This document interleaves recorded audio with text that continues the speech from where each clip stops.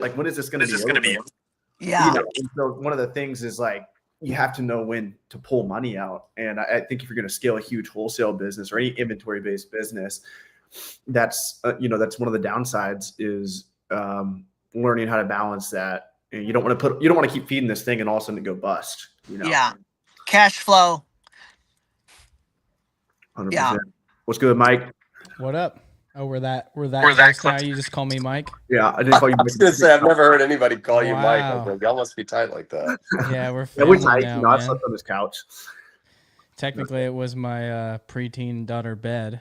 Yeah, we slept in a pink princess palace. I expect nothing less. It was cool though. It's cool. I'm glad you came out and stayed, man, because we get to do a little bit of bonding. Hell yeah, we're getting those videos edited, so they should be ready to rock and roll soon. Nice. I'm excited, man. I think it's gonna make a lot of good short form because you were going on some rants in that car. I think so. I'm liable to go on a couple. Yeah, I need to see more. I need to see more Reezy rants. I feel like those we don't see enough of those. Like those should be those can do really well. That should definitely be a series. Just Reezy rants. It's got nice alliteration too. Exactly. As long as you know where my heart's at, you know what I mean. I feel like it's okay. Like, you know what I mean? I might kind of offend a little bit of people, but like it's okay because you can't align with everybody. Right. You know what I mean? But like I would like to think that I'm at least like respectfully offending people. You know what I mean? Not just like when you say something and someone's like, I can't believe you said that, I'm out of here. And you're like, I feel bad that I ever talked to you or invested energy into trying to help you, and you're out of here over one disagreement? Like, come on. Like, we all disagree all the time. Well, and if it's your genuine opinion, not everybody's, as long as you, I guess, believe it and are behind it 100%, like, it doesn't really matter, right? As long as it's not, like, bad, which what's funny is Taylor's following keeps going down, and he's like at 9,000 something now. But you know what's funny, Taylor? Like, you've probably lost, 3,000 or 4,000 followers over the years? I got up to 12, I think, on IG. So you lost at least 2, which sounds like a lot of people. I've probably lost like 10 or 15,000 followers over the years. Because like every month I get like 400 new and then 400 unfollowed me like every fucking month. So it's like it's burning. You just lost a couple right there with that F word. Yeah. Probably. That's probably why I lose so many. But after the election, I don't even think I post like I will post a funny Trump meme if I think it's funny. Let's just keep it going. Like, like I don't know about you guys, but we had a no politics rule at Thanksgiving. And I thought it was kind of nice. We just had a good time, ate some food, danced around, listened to music, Kept it. That's how you get your kept it nice. Going up, though. You start talking about say Trump. Yeah, there's a lot of people. I think a lot of people don't like, not to steer off the Amazon talk or whatever, because I don't know what the chat looks like for you guys. I have a chat on mine because I'm streaming on my YouTube channel too. That's such a love your talk, by the way.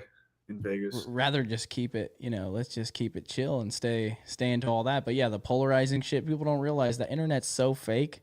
Like people are like, even for example, like when I reply to your comment, I could answer it and concisely and open and like close it off, but I want to answer it, but also like make you want to ask more questions. So like my replies are always like bait to try, you know what I mean? But that's not real life. That's just the internet. Right. And people hire people to disagree with them and argue with them, and it's true. I mean, it's really kind of all a game at the end of the day. And back on the Amazon topic, Wendy had a good question here. She asked, how do you get started on a shoestring budget? And Wendy, luckily you're in the right place. If you don't have a lot of starting capital, watch every one of Romer's videos, watch every one of Reezy's videos, right? Because it's my opinion, use books. If you really don't have much capital, it's probably the best way to get started. I mean, would you guys still agree that's the case in late 2024 going into 2025? Yeah, that, or as Reezy says, get a job. Yeah, I mean, that's so valid. No, I mean, well, let's be real. Some people want different things out of it. And it's like, I just saw something the other day that it was like, hey, anybody could be a professional copywriter making, $1,000 a month for a client and having 8 clients recurring a month, and learn how to do that in 6 to 12 months from zero experience. And there's like 150 things all of us could come up with in the next hour that are just like that. These are skills you can learn in 6 to 12 months for free with no cash investment that can make you 6 figures plus. So it's like, what do you really want out of it? Because if you just want 6 figures, maybe growing an Amazon business is not for you. You know what I mean? But like for me, and I don't know how it is for you guys, but like not only do I want to have more money, but more importantly, I want more freedom and the ability to be like, not only maybe I don't want more work or maybe I do, but just like the option of there being no ceiling to it, you know? 100%. And Reezy, that's actually such a good point about like the vehicle, or really the goal like dictates the vehicle. And that's exactly how I started selling on Amazon was your video. I know you know exactly which video I'm talking about. Back in 2017, it was like 25 ways to make money online, right? And it was a long video, and I remember watching it and like I don't even remember what all the methods were, but I was like, like I don't really resonate with this one. I don't really like this one. And then one of the methods is you at Marshall scanning Nike shoes. And I was like, oh, like that one's interesting. I'm like, I'm not out here trying to make $1 million. I'm trying to make some side money before I start my full-time job. And, fast forward 7 years later, here we are. But yeah, I think that's a kind of a good way to look at And it. when you see Reezy doing it, it's like, if this guy can do it, I mean, come on. Oh No, my God, Exactly, this right? guy over here. Get a load of this guy. Get a load of this guy over here. This guy over here.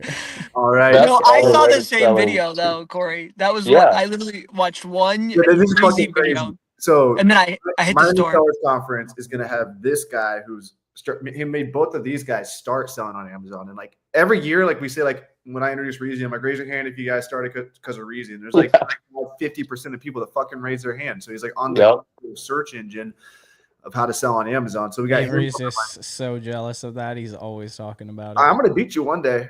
I'll be happy about it, man. I feel like the only way we could catch up to Reezy in terms of like influencing new Amazon sellers is if he just quit and we stayed at it for another like 5 years. Like that, I feel like that's how much of a head think start. about the reality is that I started in January of 2016. Exactly. And like I didn't really slow down. I didn't really slow down until like 2 or 2.5 years ago. So like let's just call it 2022. You objectively make that's like 6 out of years. everyone in the Amazon community, your videos are like they're like fucking movies, whereas everyone else is like talking head. Here are 5 steps to sell on Amazon, but yours is like, boom, it starts, and you talk about how you had a fucked up childhood. There's like dramatic music. It's you walking in slow motion through a thrift store. It's like okay, like people like really like are like okay, I'm about to watch like a movie, and it's only 12 minutes, and so. Like nobody else is putting content out like that. And if we did, like I did a few videos like that, you remember, and they're fucking doing well. They get a few thousand views a month. Well, now. I mean, I'm not saying that I'm like they're all like that or whatever, and I do appreciate that. And I do have plenty of shit videos with not a lot of effort. And to be honest, a lot of the times the ones that you put the most effort in don't really do the best or whatever, and then that's frustrating because you feel like it's your job and you should know what you're doing or whatever.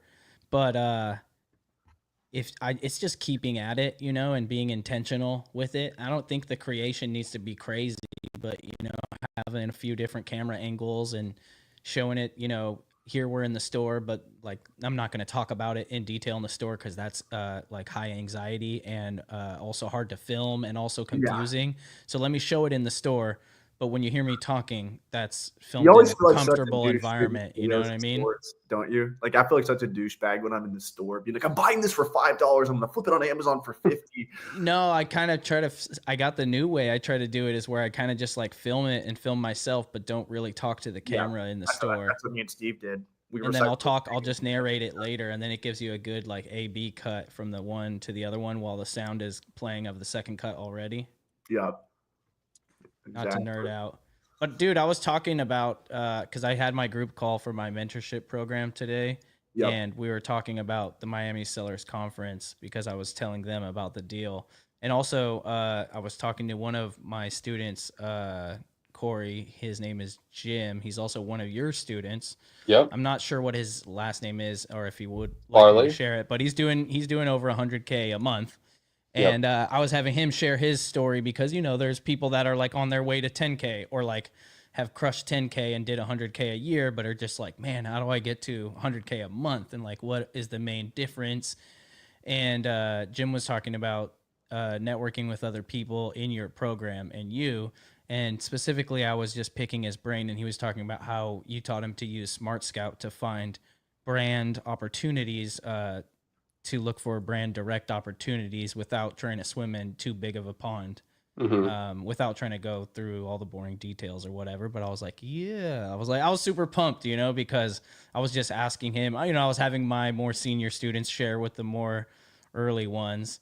And it's just always good to hear that people are out learning and from other people that I know as well, Well, 100%. And first of all, shout out to Jim. He is a fantastic example of somebody who has successfully made, and I wouldn't even say a transition from retail arbitrage to wholesale. He's still doing retail arbitrage and he's crushing it with it, but he's just added wholesale to his portfolio. And that's what I tell people. I'm like, listen, if you're selling 50, 60, 7, in his case, 50, 60K a month with retail arbitrage, don't like, why would you stop doing that? Let's just add wholesale on top of that by literally just calling the brands that you're already selling in your retail arbitrage business and asking to open a wholesale account. And that's exactly what he's done. And I know, yeah, he's a perfect example of that. And to kind of add on the networking component, right? He came to our event in Las Vegas at the ASD show, met some other folks there. I know he's been growing his network of other Amazon sellers, period. And Miami Seller Conference is a great place to do that at, which I know is kind of going to be what we're touching on tonight as well. I'm not even joking. I think the key, like one of the main keys from going to, like that 10K a month or that $1 million a year seller to, or that 100K a year seller, sorry, to that, 100K month, $1 million a year seller is networking.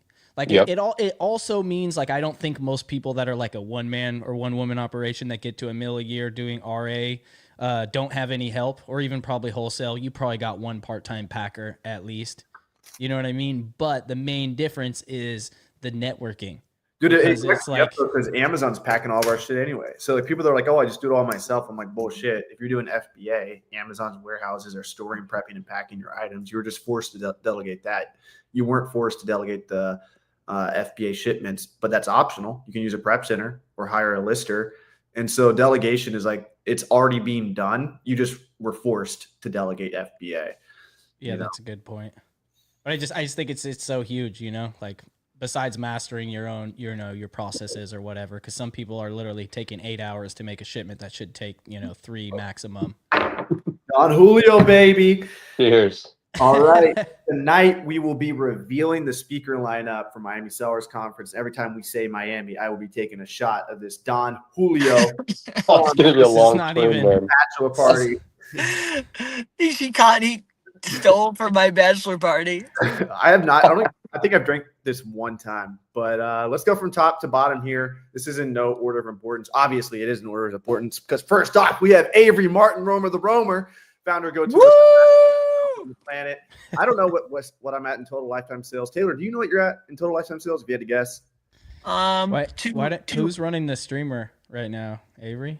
200 plus 500 plus $1 million would be 1.7 plus 4. I'm probably like 7 or 8. If I had to guess. Hell yeah, I'm probably at 5 if I had to guess, but I'll just say 4. I've been saying that I feel like for a fucking year, so I have to be close to 5. But had the account shut down shit, so it's hard to track for a while. But yeah, found a go-to lister, blah, blah, blah, started book business, sold my book business recently, and now I mainly do wholesale, which actually me and Corey will probably be pushing out a lot of content about wholesale soon. I was going to see if we wanted to shoot some YouTube videos and maybe we can do like a free training for my audience because that's what I do, but I feel like you're a lot better at finding suppliers than I am. So my main way of finding suppliers is to go to Miami Sellers Conference and just steal everyone else's suppliers. So that's why you should come to Miami Sellers Conference. But wait, so hold on. I know that's a shameless plug. I don't blame you one bit. But like to kind of go further into like how does networking with other sellers help you grow your wholesale business, like tactically speaking? And I think a big part of it is so it's one thing to like meet other sellers and talk about Amazon, the business as a whole. That's great. But you would be shocked how many other sellers are willing to give you information that you think they would be like, why are they telling me this? Right? It's like, why? Yeah. It's because for a number of reasons, right? Like even a lot of the suppliers that I buy from, it's no secret. Like a lot of people in my community, they know exactly who I'm buying from. In fact, like 15, 20, 30 of us are buying from the same people, it's not a matter of like keeping your supplier secret because there's always going to be another Amazon seller that's buying from your supplier. Instead, it's like, well, okay, if there's going to be other Amazon sellers that are buying from my supplier, instead of competing with them, why don't I like partner with them to either pool our money so we can both get a better price than the other 20 Amazon sellers on the listing, or let's pool our resources and pool our knowledge to go land other suppliers together. Because you'd be shocked how many suppliers, they don't want to sell to some individual Amazon seller, but if a group of 3, 5, 10 legitimate professional Amazon sellers approach that supplier together as more of like a quote unquote buying group, well, all of a sudden the conversation changes, and now you and your boys have access to some opportunities that 99.9% of other sellers are never going to get to access. And that's just one example, right? And that could be a crew of people that you met on Twitter. It could be some guys that you met at an event like a Miami Seller Conference. It could be some random dudes from the internet. But bottom line is like that stuff really, it happens every day, like in every community out there. If you hook people up with a good supplier and like you're honest and like you guys work together well, like they're probably gonna help you out in the future. Dude, they're gonna pull you in on the this happens to me this is why like I don't care about sharing my suppliers. Like people DM me, mainly people in my community, not just random people on like social media. But if somebody hits me up and says, "Hey, I'm trying to source this brand," I'll be like, "Oh, we bought them from so and so supplier, right? Go hit them up." And they're like, "Oh," and a week later they're like, "Oh, hey, actually, we talked to them. We've got a deal on the table. We need like 20K more in capital. Do you want to come in with us?" I'm like, yeah, absolutely, right? So like it doesn't come around like that every time, but like you'd be shocked how often it does. Yep. But yeah, more often than not, when you do good things happen to you too. Surprise. Yep. Yeah, shocker, right? Like surprise. Who would have thought? Taylor, no, I think it goes along with like a lot of people are on that scarcity mindset. And I mean, I don't blame them because there is some stuff you might not want to share, and I would just call that like trade secrets, you know what I mean? Whether it's a process or a certain connection or whatever, but a lot of stuff, you can share, and the value of sharing it, which is hard to perceive, but the equity that you get from the people that you share with is far greater than, you know what I mean? And it's like relationship equity, really. Exactly. Well, think about it like when you do retail arbitrage and you have found a great item that you sold thousands of, but you have driven far and wide as far as you can't find anymore, right? Yep. There's no harm for you to share that with anybody because no way it could affect you at all. That's like free goodwill.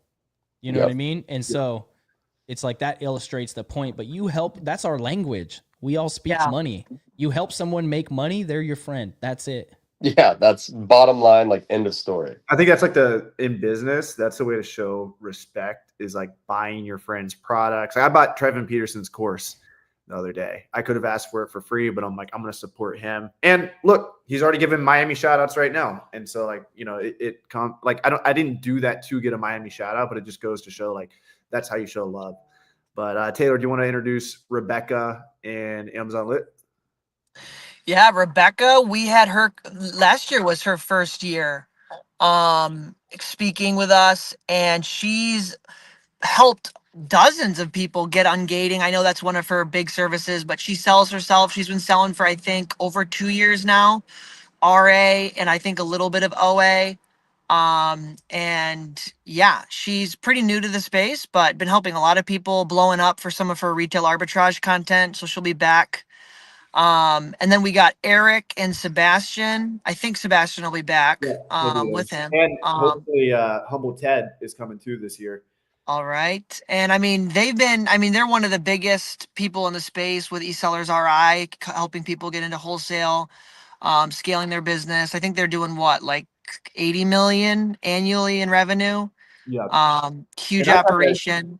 With them, they're nine-figure sellers. So they've crossed 100 million mark in lifetime sales. And this year I have a vision of, and they said they're down with this, but do a whole workshop with them on wholesale. Cause I think they're the best speakers. No offense to anyone else. Like they fucking just move the audience and people love them, but they're also like a very advanced kind of talk. I don't think everyone needs their talk. So what we might do is like divide it into, different rooms at this point, but for people that want to scale their wholesale business, no, you can't divide them into a separate room. Maybe for something else. That's segregation.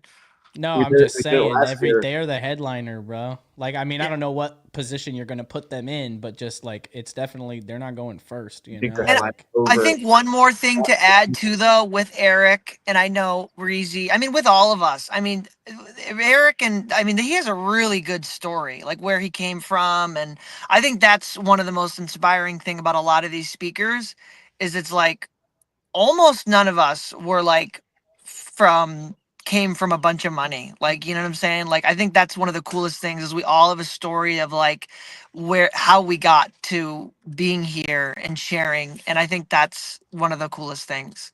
Yeah. I'll definitely vouch for that. Like, and that's so the people that come to mind specifically about like literally zero to hero type story are Reezy, Yeah, Eric, dude, and you guys should have Sebastian. heard us talk at Books and Beyond.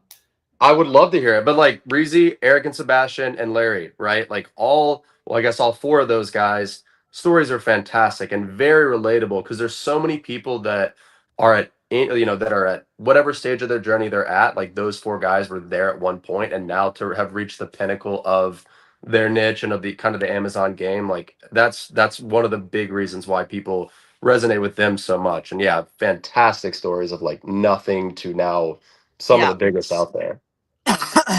Then we got Watch Me Amazon. He's one of my favorite in the space. He runs I say a big dog. lean wholesale operation. It's not really super lean, but like compared to other wholesalers, like for a while he just had two guys packing shit for him. And then he's a big inspiration to me because he made 2D Barcode. That's a listing software for wholesale people. And he just does a couple million a month cruising. And he's just a couple million a month, you know. No big deal, you know. He ain't greedy. Killing it. He ain't greedy. He doesn't want 10 million. He just wants a couple million, just cruise. But he knows what he's doing. Like, Dude, and no, lives he's his life. he's the most humble dude. I fuck with Larry so hard. Like, he's like the one that got me into wholesale. I didn't know I just wholesale was a thing until him. he's like the most authentic, most loyal dude. Like, I one time was having like a conversation with him and we were like talking big money stuff and like we were talking Amazon, but we were also talking investing. We were talking life stuff or whatever.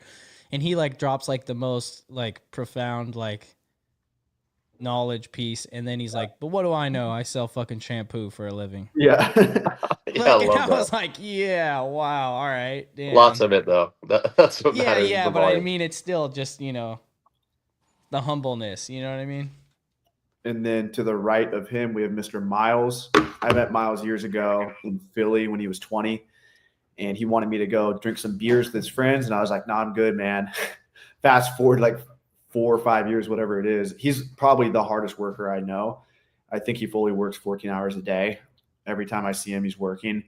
And because of that, if you go to any Amazon conference and ask people how they got started, just like people learned about selling on Amazon from Reezy, the most one-on-one coaching I think that's been done in this space is probably Miles. So He's like the Reezy of OA, really. Like he has spawned so many OA goblins who are just like absolute killers. Like the same way Reezy did with, booksellers back in the day and now RA sellers today. 100%. I've never met anybody who works yeah, as I don't hard get or how as he's got so much. much time for one-on-ones. Like I do a few one-on-ones and I'm like, I'm fucking good for a few months now. Yeah, he's doing like A 6 a few day. months, Close you're the like, I'm program up, I'll good. go back to doing jujitsu and salsa. Like, but no, I think he does like 4 or 5 a day, and it's really impressive. And then we have his right hand man, or vice versa, Warner's right hand. I don't know how it goes, but Partner in crime. partner in Yep. crime, Warner Fields, who has a YouTube channel. He does books, OA. His main business is online arbitrage.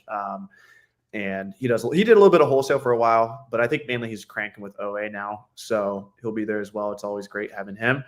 And then this is actually one of my biggest inspirations in this space is Vishal. And I always like bringing Vishal because people are like, oh, you can't make money selling books. And literally, like out of all the Amazon sellers I know, he makes the most money. Like he's definitely top 10 in terms of like age, like maybe like the older wholesale guys and private label guys, which we'll get into in a second. We got Brandon Young, private label OG in the house. He's like a 50-50 chance of coming. But anyway, Vishal, he does like over $1 million a year in profit. He's just stacking cash. He started with $5,000 in 2020, mid 2020, started with $5,000. And now he's doing 15 million a year at pretty decent margin. And him and Manroop, they both went to college to become accountants. And if you talk to them, they just know every fucking number in their business. And I don't think it's an accident that they make so much profit. I literally think it's that they just like make small adjustments. these other booksellers will do 15 million a year and they're left with like $500,000 profit, which isn't terrible. But if you have like a payroll that's $500,000, you could be cash flow negative at the end of the year if you fuck things up.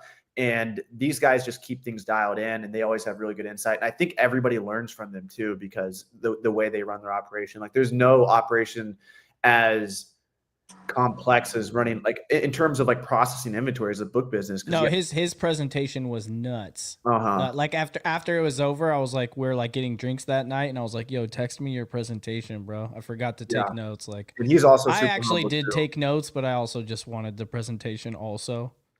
So, but like, no, it's serious. Like you're saying, it was like next level. Like not only was he talking about, like not only were his numbers like profound compared to the industry standard, but it was so granular. He was like, if we sell a 1 pound book over here on like this platform, we make this, but if we sell it over here, we make 25 cents more. And it was like, oh, that's 26% more. And it was like, he was like illustrating the point of selling across 5 different marketplaces. And just how in depth he knew all the numbers. I couldn't believe it. Like, right. And then there's also a point of diminishing returns of getting that granular. Like if you get too granular, you lose money, but they're not like that. Cause I was at the warehouse a while ago. And I was like, dude, why don't you just open up? Like, why don't you do this and this and this? Because they weren't like doing certain pallets to different wholesalers. And they're like, Avery, we did the math. Like if we optimize this one location and we were able to sell books to wholesalers, sell back your book, whatever, they're already doing sell back your book, but just a few different things. They're like, we ran the math and it was just better to open up a whole separate location and not keep it as lean and just make double the profit, because we're just going to replicate exactly what we're doing here. And so instead they now have 2 warehouses versus 1.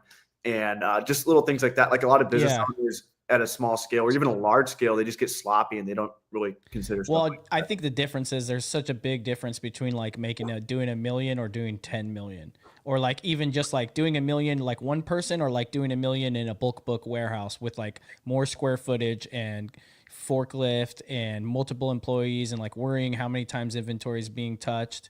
It's like, you know what I mean? Like I think at some level, a COO, a chief of operations, really is needed to oversee everything, because like we might know how to recognize the opportunity and how to hustle and like how to do the job, but we might not be the best at like micromanaging, the whole operation, and like that's a whole different skill set. Next up, we got Brandon Young, who I don't know if you guys know who CoffeeZilla is, but the first time I heard about Brandon Young was when CoffeeZilla absolutely destroyed one of the biggest scammers in the space, Kevin David, who Taylor almost allowed to come to Miami Sellers Conference on accident a few years ago. He was on the phone with Kevin David and was like, oh, sure, you want to come, blah, blah, blah. And I was like, dude, fuck that. Kevin David's not coming. Fuck you, Kevin David. Funny. I didn't know that was a thing. That's so I didn't even know. I didn't know he was a scammer at the time. I didn't even know. So back in the day, like, now you kind of have like us, where like we're sellers that teach how to sell. But back in the day, you had, and you still, I don't think you have as many of these, but you used to be able to just run Facebook ads to a webinar for like $1,000, and people would just print money, and these people wouldn't even make money on Amazon themselves. And something that Kevin David did one time was, and hopefully this YouTube video doesn't get fucking my channel banned, but one time he took a screenshot of someone's sales. I don't know whose it was, but somebody in the Amazon space, and they added an extra comma in the wrong place on the screenshot. And then somebody, obviously they found it, like that's not where the comma goes. It was like 1 comma 00 comma. So it wasn't 3 zeros and then a comma, it was like 2 zeros. And then Brandon Young went on CoffeeZilla's YouTube channel and just absolutely destroyed Kevin David and said he should be in jail, blah, blah, blah. And so that's the first time I saw Brandon Young. And then the second time he kind of came back up in my radar was at AMZ United this year, which is actually Scott Needham's event. And I'm like, I'm going to invite this guy because we have more interest in private label. I'm toying around with it a little bit. I'm trying to launch some stuff. Taylor's doing some stuff. And so as you can see, we've invited more private label people this year. I feel like Miami Sellers Conference is kind of always a reflection of what me and Taylor are currently interested in. And private label is definitely piquing our interest. So there's going to be a whole section or a whole talk dedicated to private label, maybe even a whole workshop dedicated to that as well. So that's Brandon Young. Taylor, you want to talk about Trevin? Yeah, I mean, Trevin and Cade, I mean, just solid dudes from Utah. Trevin he started private label. I mean, I think he started his YouTube channel 6 or 7 years ago. Like he's been in the space for a long time. I think he's got multiple different brands. Like it's not like he just had a one-off thing that was successful. I think he's got like I think 3 different brands that he's launched that are successful, that are doing 6 figures a month, and really really impressive. I mean, I texted him the other day because all of a sudden my 1PL product, like, it just stopped. The ad cost went way up. He asked me a couple questions and like I had it fixed in like 30 minutes, and I was like, so he just knows his shit. Also, which another cool thing about Trevin and Cade is they're both in the weeds experts with the influencer program, the Amazon reviewer program, and they have a whole software helping people. Cade recently has blown up on Instagram, inspiring people to get out of their comfort zone. He's done some crazy cool things that have gotten a lot of attention. And I'm pretty sure, I know Cade's making over 10K a month on the reviewer program. I don't know about Trevin. I mean, I think it's like a And career account, but yeah, they're doing well over 10K. yeah, now. and And on TikTok alone, they're doing like 12K. Like he's done like 12K in the last 30 days. yeah, so they're a really great resource whether you want to get into private label or social media or the reviewer program or TikTok shop. Yeah. And the cool thing is, like, there's a lot of crossover in the reviewer program because what they're doing is they're reviewing Amazon products. And so if you have a private label product, it would probably sell a lot better if there was videos reviewing that product. And I think that's kind of a cool crossover that maybe we'll see more of in the future. Like, I think potentially we could have like some type of sponsor that reviews your products. You know what I mean? Like, that would be pretty smart for someone to do.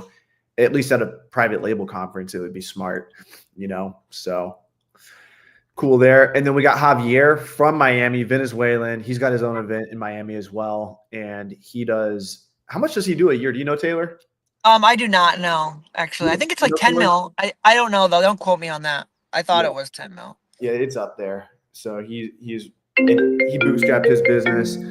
Got Mr. Rustum calling me. Oh gosh, we got to get this off the screen. Oh shit! All my leads are being struggling there. Yeah, how do I? I'm freaking out now. I'm freaking out. Avery just switches the Zoom back. There you go. You All can right, edit. You're gonna have to edit this afterwards. edit that You're gonna- out. yeah, Keep cut feeling it out better. with the I'm on my YouTube phone and it's way video. too small to see. So, But I'm No. gonna have a That's what photograph she of said. All of the leads shared. Guys, quick, screenshot that. Go back fast. Yeah, this is a planned strategy leak. One time we were at a restaurant and this lady asked Taylor what he sells on Amazon, and we had another Amazon seller with us, and Taylor was just like, Well, I just want everybody. Another thing I was gonna say earlier when Wendy commented about like getting started. Like, guys, I was so stupid. I was posting everything that I was buying on TikTok. Literally my first 2 years selling on Amazon, and then I would wonder why the listings would tank, and I still ended up making money. But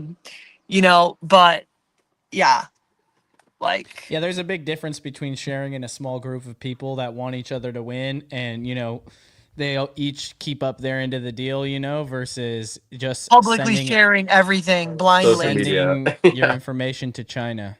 Yeah, or on like Twitter, God forbid. Oh man, dude, people have no morals at all, or ethics. Like the average person, I feel like if they have no emotional connection, they're just like, yeah, whatever. Yeah, sharing Like leads. That's why, like, yeah, in a small group setting, it makes a lot more sense. But tweeting or putting on TikTok what you're buying. I mean, Taylor, the fact that you still made money on those is still pretty impressive, right? Like, dude, it's crazy. I didn't even realize until literally 2 years into RA, or probably a year and a half. Like, oh wait, I think people might be competing with me. I literally didn't even wait a think second. about. That's how blind I was, bro. That's so amazing. And dude, I love that too, because I hear from my students all the time. I'm sure you hear this too, Corey, is that like, of course, I love teaching people that come in, and haven't done anything and are already starting from zero. But oftentimes I get students that have like measurable success on their own, even though they made a lot of mistakes.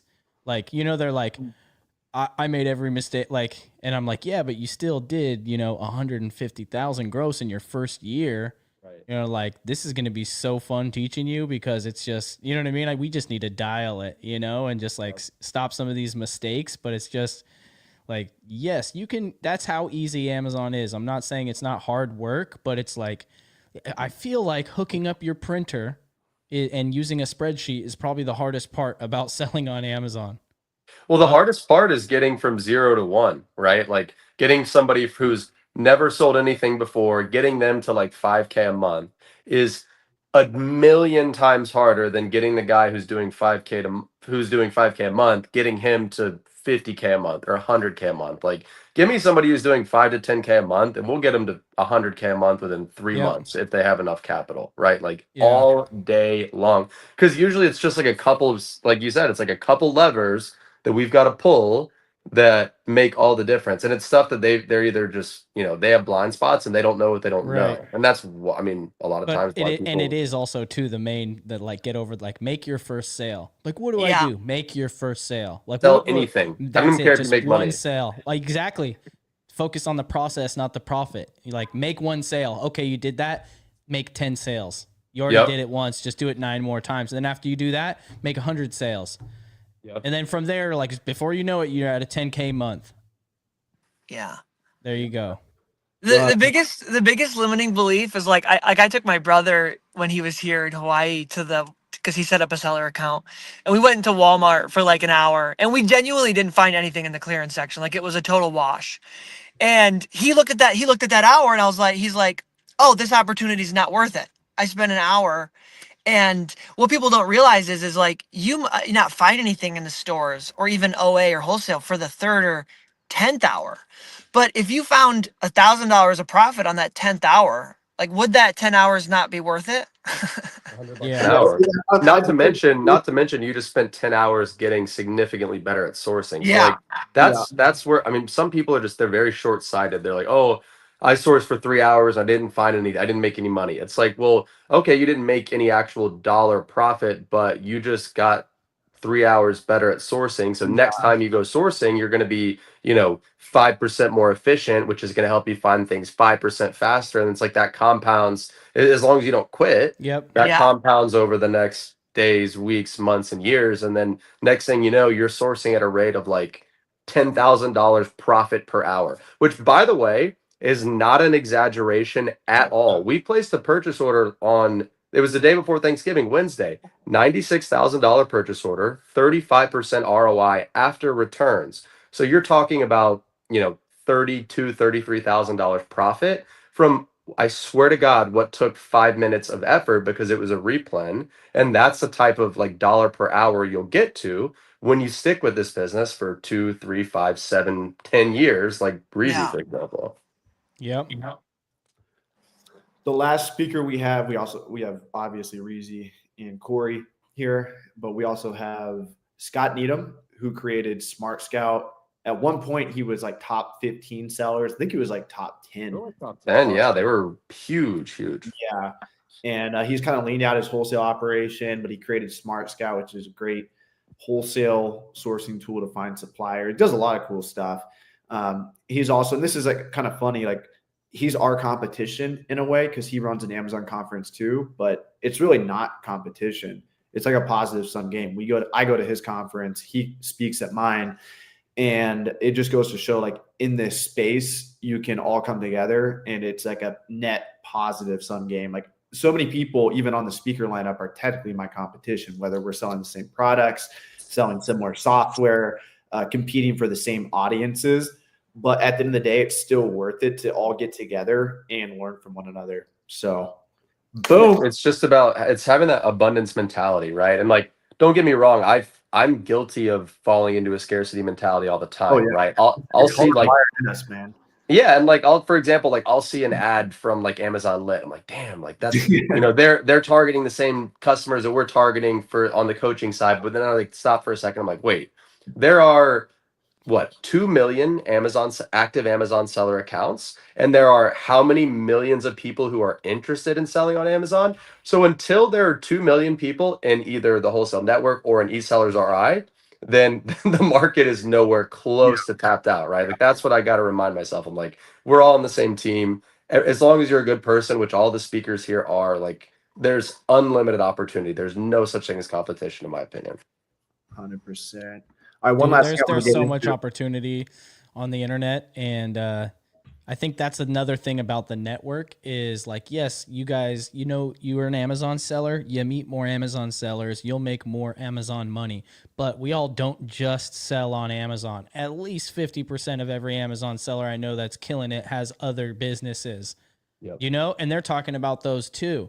And it's like, oh, you don't do Turo? I got a fleet of Turo vehicles. Oh, you don't do Airbnb? I got 28 Airbnbs. What are you waiting on?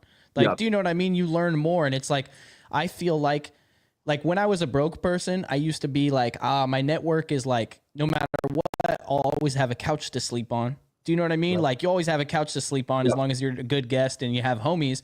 But like with business, I'm just like, like even if Amazon or YouTube blew up, like I can start another niche that I could learn from somebody. Somebody will be like, hey, holding the torch, like, hey, Reezy, we're fucking going over here.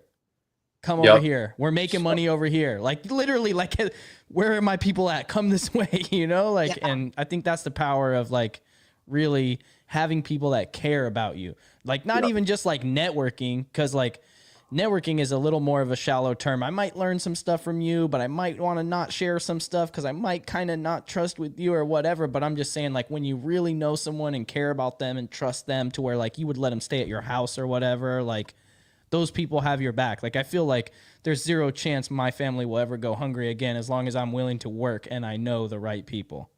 You know what I mean? Yeah, like regardless of my opportunity specifically. And it's all about, but like, yeah, networking, I agree, is kind of like a shallow term. It's thrown around a lot. It's more so like how many friends can you make in your niche, right? And then how many friends can you make in adjacent niches? And it's like you said, the more like legitimate friends you have in this business, the more money you're going to make. And one more point I'll make, and I'm sure we'll talk more about networking, but like a great example of this, have you guys ever seen that show Undercover Billionaire? Where like Grant Cardone was in that show, for example. They take like legit billionaires, they drop them off in some random city in the middle of the US, and they have 30 days. I think the goal is to generate $1 million in 30 days. They can't use their reputation, they can't use their network, they can't use resources, they can't use anything. And the first thing that these people always do when they get dropped into a new town is they go like they go find somebody and they try to find out who the movers and shakers are in their town. They're like, hey, who do I need to know in this town? Because they know that that's the biggest leverage. Like Grant Cardone, as smart as he is and as good as of a business person as he is, he can't just like poof create $1 million from scratch in 30 days, right? He's got to meet a guy who knows a guy who can connect him with another guy who can then give him an opportunity to make $1 million in 30 days. Like that is the name of the game. And if they're doing it at the highest level, then why wouldn't we be doing it at our level, right? In the Amazon bubble that we're in. Exactly. How did Grant do it?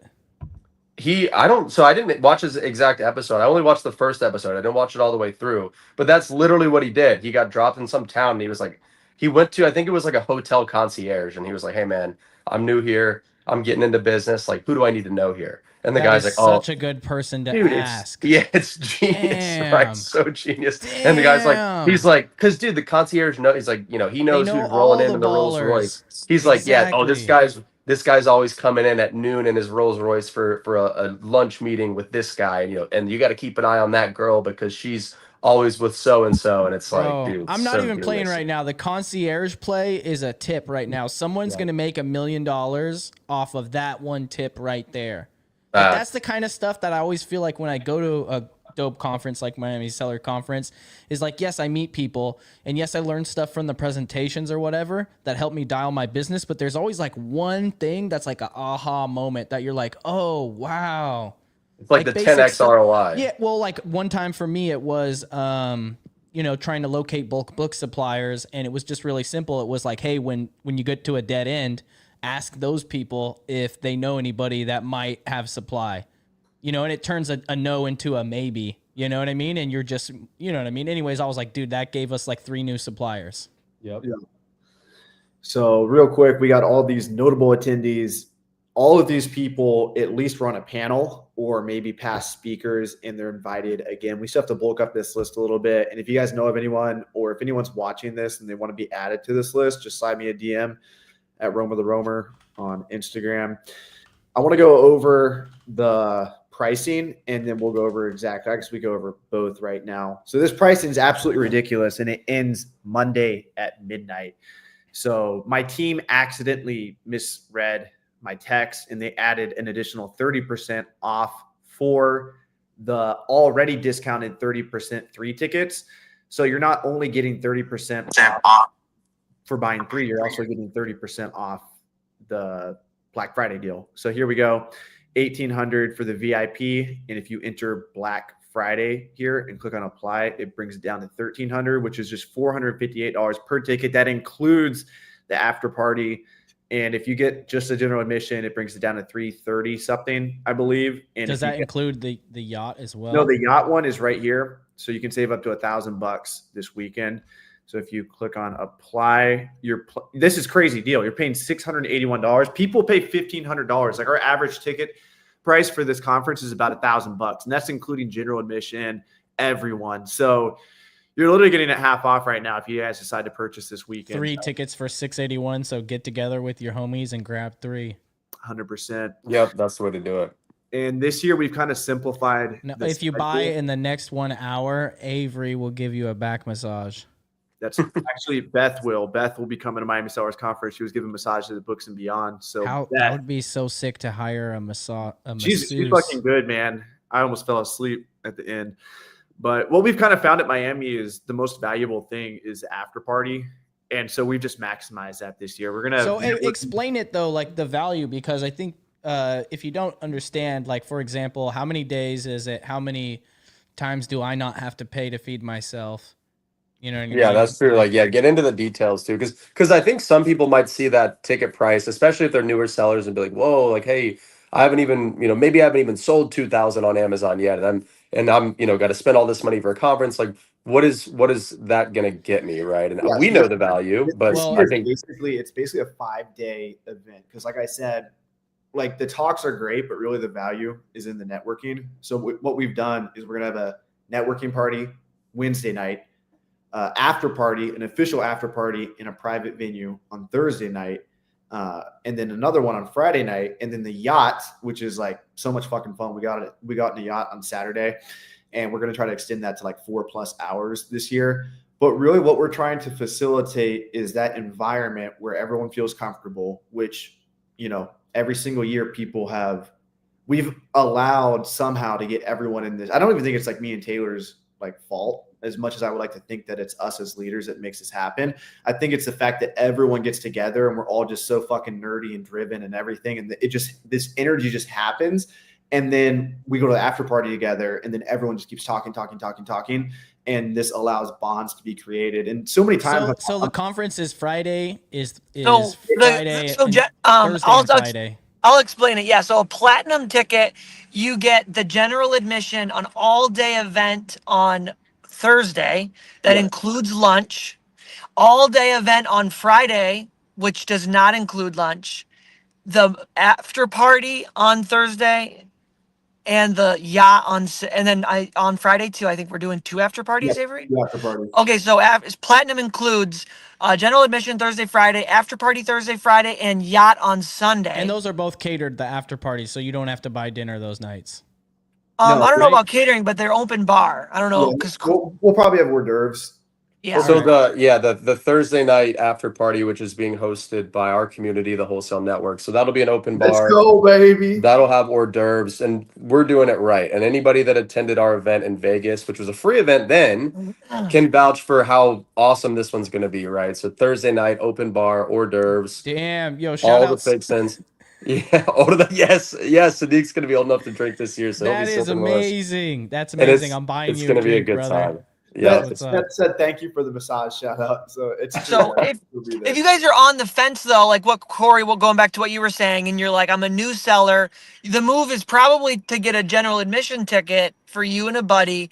Come on Wednesday night to the networking. That's free.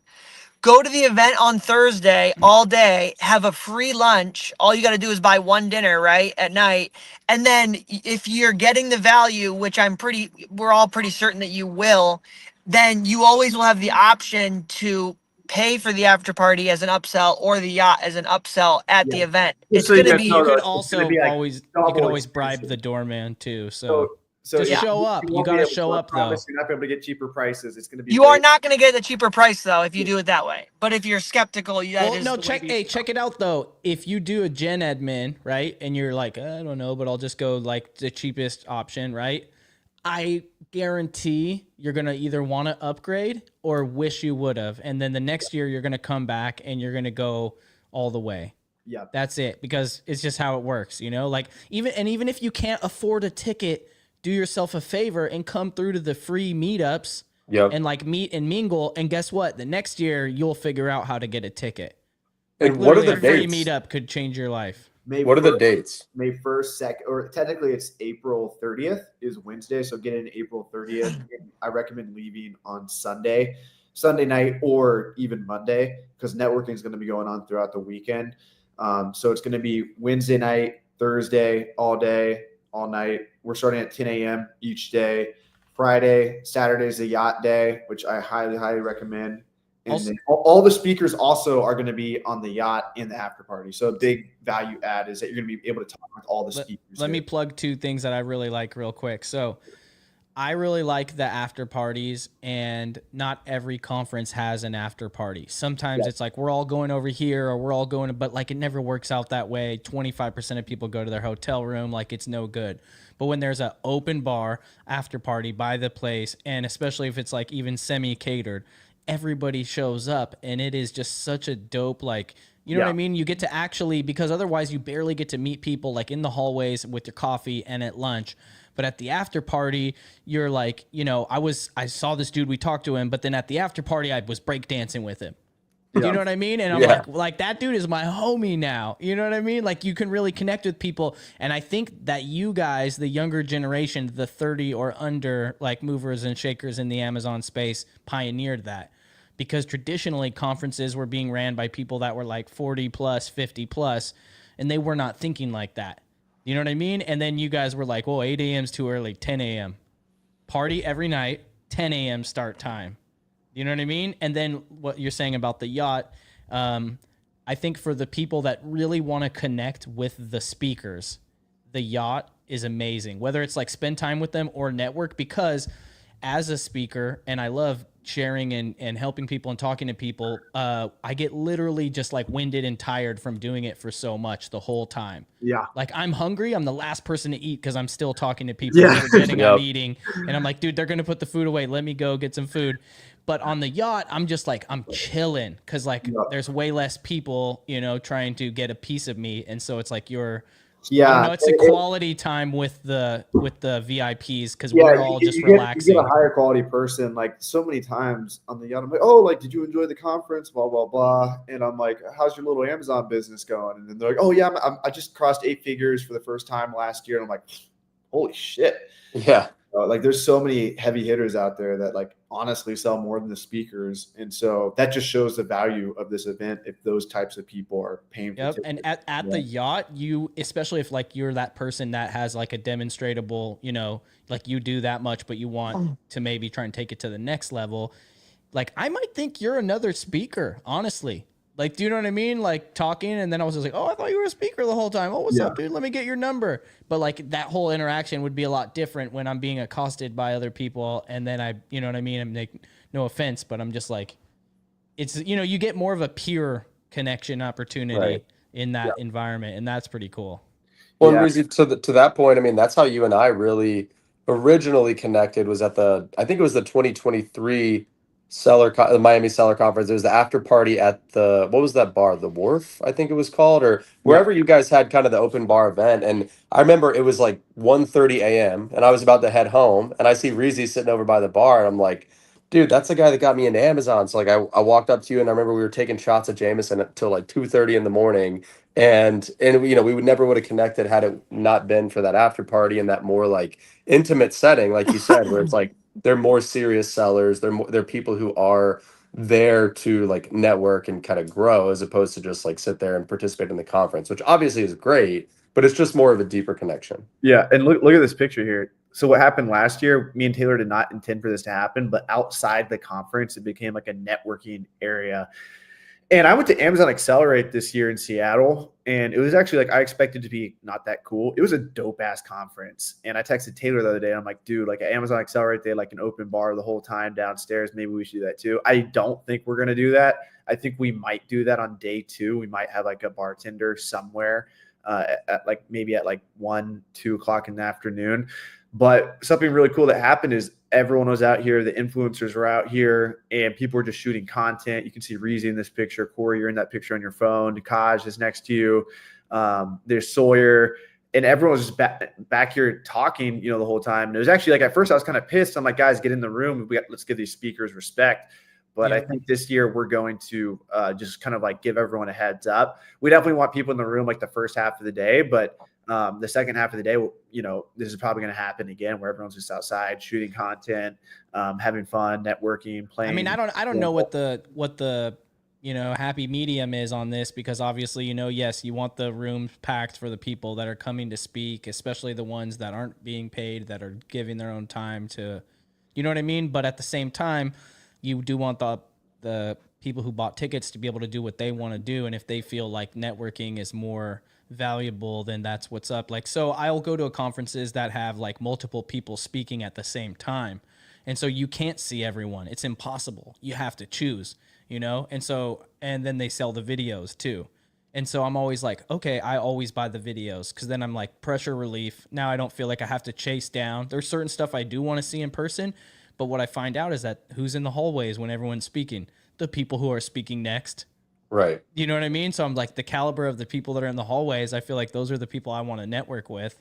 And so I don't know, do it however you guys want to do it. But personally, I feel like you guys should sell the videos because people will buy them. Yeah, we sold the videos last year, and it did all right. Shout out Steve Rakin for helping with that.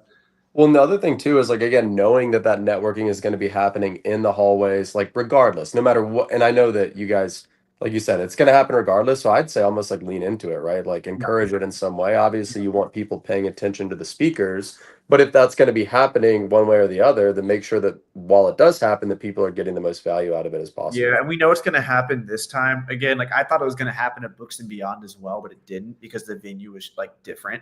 But since this is the same exact venue as last year, we know it's going to happen again. This is the first year we're doing the event at the same venue, because it was so good doing it at this venue last year. And one small tweak we're making this year, we're going to try to have the yacht depart from the river right outside the venue, which is actually what we did the year before, but we just didn't have the Hyatt as the venue the year before. So we departed the yacht the previous year. That's where like Taylor did the backflip, and I think Reezy, you were like filming or whatever. We have a picture there. But this year we're going to try to make the yacht depart from where the river's at. Yeah, that'd be way more convenient if possible. But I mean, either way, people that paid for the yacht are going to walk to it, even if they have to walk. Exactly. Yeah, it's like I'm not going to not go just because I have to walk like 10 minutes. Yeah. Well, paid $1,000 for this ticket. Yeah. Hey, yeah. Well, you guys should have a valet to take people. Yeah, shuttle, something like that. Hey, we might have Gary Vee this year, so we got to keep it lean. That would be wild. Reezy, you know what? Can you guys wait? Let's see if Corey and Reezy can guess what his speaking fee is. For what, 60 minutes? I don't know. Like they just said what his speaking. I don't know if it's 30 or 60. I bet 150 grand. I was not going to say 30 or 60. I was going to say 100 or 150. No, I was saying 30 to 60 minutes. I think it's about 150 grand for 30 to 60 minutes. Yeah. Reezy, what's your guess? I don't know if I was going to say 100 or 150, but it's pretty much the same as Corey's guess. 250,000. Nice. Hey, and the crazy thing is people pay it. As the biggest Gary Vee fan here, possibly, I think that's a waste of money. And I think that Gary would tell us all the same. We offered him. We actually offered him. We offered him 70. We offered him 70, and his guy's like, "Hey, like, sorry, I don't think it's gonna be worth it for us." I was like, "Damn." Dude, okay, so here's another idea. If you guys want to take it to the next level, instead of spending money like that on Gary Vee, I think you should buy entertainment. Hear me out. I went to a conference once and they had like the after party, right, at the venue, and they brought in rappers to perform and a stand-up comedian. So it was like everyone gets a ticket, the bar's open, but then it was like, this person at this time, and then a comedian, and it was fucking fire. That's how Amazon Accelerator was, man. It doesn't have to be like the top tier, you know what I mean? I'm just saying, just like Nico did an after party. They had like pole dancers. It was fucking crazy. Well, I mean, it's like if you're trying to put, I don't know, for like 10 grand, 20 grand, 30 grand, you know what I mean? Like, I'm not saying you need to get Andrew Schultz, but I'm just saying that kind of stuff. That could be a good idea. That could be a good idea. The bonding vibe type stuff. Okay, Mike. Okay. All right, y'all. I'm gonna get out of here. Remember, tickets are 30% off the already deeply discounted 30% rate. We are going to raise prices. Did you guys put a link in the chat or the y'all's links are in the description, right? Yep, my link's in my description. I tried to spam it. Support your influencers or whatever you want to call us, internet marketers. Support your local influencer. Your local internet marketer. Guys, don't forget to pop your Nicorettes. Dude. You guys are animals. Avery, you're in trouble, bro. You left a Nick pack in the backyard and my dog almost ate it. Dude, I think his dog ate my Black and Mild. I might have found it in the poop. We got to pass these out this year too. This is acquisition.com. I went to Alex and Mosey's event. They handed out gift bags at the end. So we're definitely going to be doing this. And big shout out to Kate last year. She helped with a lot of stuff. Yes. She got roped back in because of Corey. She will still be helping out with the after party. She couldn't get out it even if she tried. Yeah. She couldn't get out. What did Kate switch teams? Does Kate work for you now, Corey? Yeah, she works. She helps us with the wholesale network, and she's helping me with some of my personal stuff too. And she's fantastic. So she'll be helping, and I mean she'll be helping put together the after party for Thursday night, which is all the more reason to attend because if anybody knows how to run an event, it's that girl. So it's going to be awesome. Yep. I really am looking forward to it. It was so awesome when she was running the MSC. I felt well taken care of. Yeah. Yep. Like I was like, what am I supposed to do? And I turn around and she's right there, like, come this way, Reezy. Like every time I didn't know what to do, she was right there, like, come this way. Yeah. Your guardian angel. Exactly. That's Taylor this year. Hey, Darkness, Corey does do mentorships. Let him bring you into the light. Heck yeah. Well, all right, guys. We'll talk soon. Guys, get your tickets, 30% off, plus 30% off, whatever math that is. That's like 120% off, right? So go to MiamiSellersConference.com and get your tickets. And remember, this is already like early bird pricing, and it's got these discounts, so you're not going to get a better price than this. The only time you get a better price than this is if you buy the tickets for next year right after the event. Everyone that bought their tickets right after the event last year got the best deal, but this is the second best deal you can get. So much love, guys. Corey, Reezy, great to see you. Avery, great to see you. See you guys soon. See you guys. Bye. Deal. Peace.